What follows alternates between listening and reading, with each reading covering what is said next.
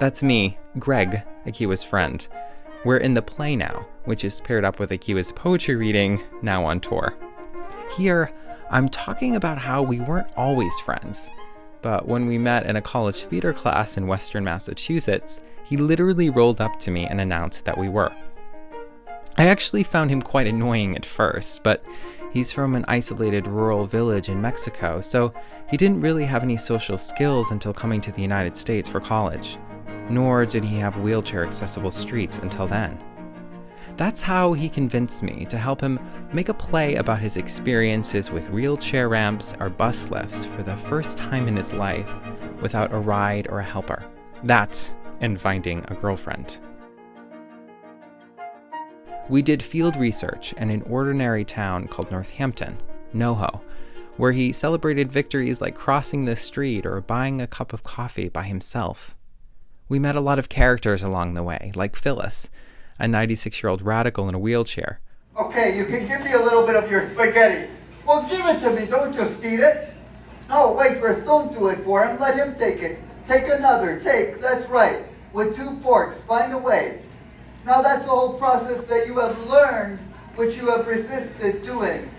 Because people like that waitress did things for you that you thought you couldn't do, and you built it in. Or like there was one time where he tried to convince a stranger to carry him down into a wheelchair-inaccessible sex shop. They've put ramps everywhere. They've got a wheelchair-accessible post office. You can go almost anywhere in this town, and they pride themselves with being one of the most, they pride themselves with being one of the most wheelchair-accessible towns in America. There's a wheelchair-accessible campus and a sex shop. I mean, sex is one of the most basic needs to mankind, and it's just inaccessible because there's this stupid assumption that because I'm in a wheelchair, I don't have sex. Ekiwah can only see in 2D, so often I had to guide him along like an ambassador to an alien seeing Earth for the first time.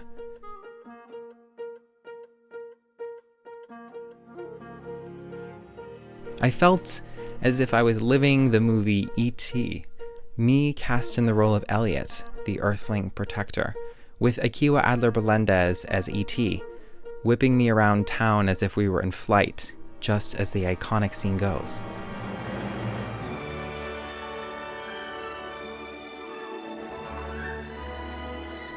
Our escapades were virtually untranslatable for a script, and Ekiwah got so wrapped up in his search for a girlfriend that he stopped showing up to rehearsals altogether, imagining himself living a Hollywood movie.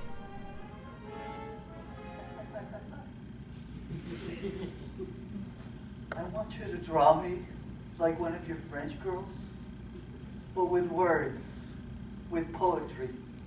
Here, take a dime. Oh, I think it's a quarter. Yes. Aquí voy. By then, I had it up to here with him, yelled at him actually, about how I was sick of being an extra in his story, and to my surprise, he was touched by my anger. It's an honor you're mad at me, he said. It shows you're willing to get to know me, beyond a nice Mexican boy in a wheelchair. And that if it wasn't for me, he said he would be stuck behind a computer screen writing poetry.